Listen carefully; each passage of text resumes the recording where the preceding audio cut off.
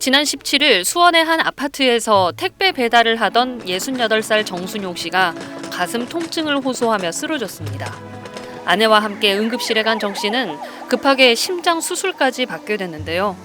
다급한 상황에서도 아내는 아파트 주민들에게 남편이 수술 중이라 배송을 못하게 됐다, 죄송하다며 문자를 보냈습니다. 그런데 기적 같은 일이 벌어졌습니다. 우리 단지를 위해서 이렇게 하시다가 좀 도와드려야 될 것 같다. 그래서 한번 모금 한번 시작해보자라고 해가지고 시작을 하게 됐거든요. 입주민 단체 카톡방에 아내가 보낸 문자가 공유되면서 이들 부부를 위한 모금이 시작된 겁니다. 이틀도 안 돼가지고 그 금액이 다 모였거든요. 200만 원 정도 해서 모금을 그만하겠다라고 했는데 입주민분들이 그럼에도 불구하고 또 보내주시더라고요. 주민들은 이렇게 모은 248만 원과 편지를 전달했습니다. 편지에는 기사님은 그냥 지나칠 수 없는 함께 사는 공동체의 일원입니다. 라는 글귀가 적혀 있었습니다. 병원비로 막막해하던 정 씨 부부는 주민들의 마음에 눈시울이 붉어졌습니다. 이렇게 마음을 써주신다니까 너무 울컥하더라고요. 말을 못하고 울먹이더라고요. 택배 대란과 같은 사건도 많지만 정 씨 부부는 그래도 아직은 살만하다고 말했습니다.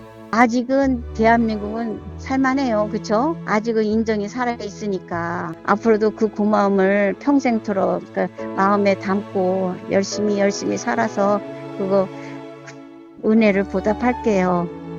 SBS 정경윤입니다. 이 기초생활보장 수급자인 어르신이 최근 집중호우로 큰 피해를 본 이들을 위해서 써달라면서 약 500만 원을 기부한 훈훈한 사연이 전해졌습니다. 서울 강서구에 사는 80대 A씨는 지난 20일 구청을 찾았습니다. 5만 원권 지폐 100여 장이 든 봉투를 전달하기 위해서였는데요. 이 돈은 기초수급자인 A씨가 수년간 생계급여를 아끼고 또 공병을 수집하면서 마련한 돈입니다. A씨는 봉투에 이번에 수해를 입은 수재민을 위해 써달라는 내용을 적어서 구청 직원에게 성금을 전달하면서 호우 피해를 입은 분을 보면 눈물이 앞을 가린다며 귀한 곳에 사용해달라고 당부한 뒤 구청을 나섰다고 하는데요. 강서구는 이 성금을 서울 사회복지 공동모금회를 통해서 호우 피해 복구 지원에 사용할 예정입니다.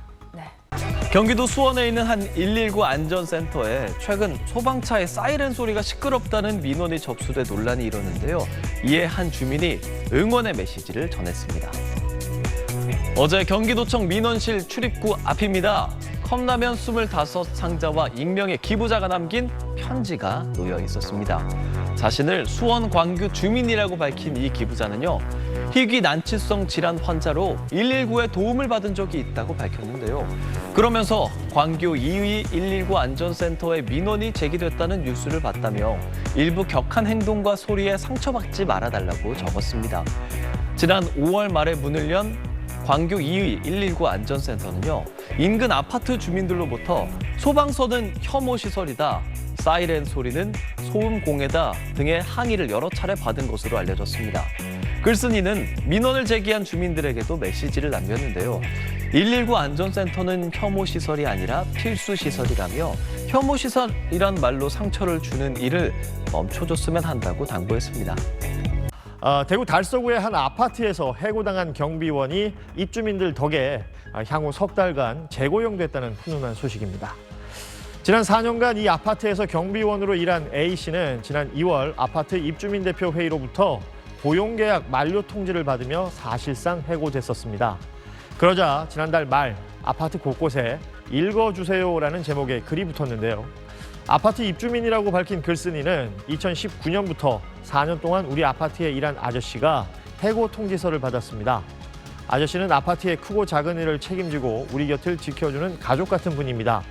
아저씨의 손을 잡아주는 품격 있고 따뜻한 주민이 되길 간절히 원합니다. 라고 적었습니다. 이 내용은 한 온라인 커뮤니티에 오르면서 아파트 외부로도 알려졌는데요.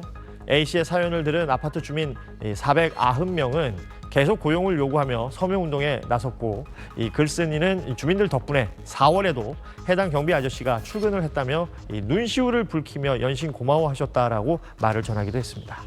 네, 이런 따뜻한 소식들이 많이 들려왔으면 좋겠습니다. 네.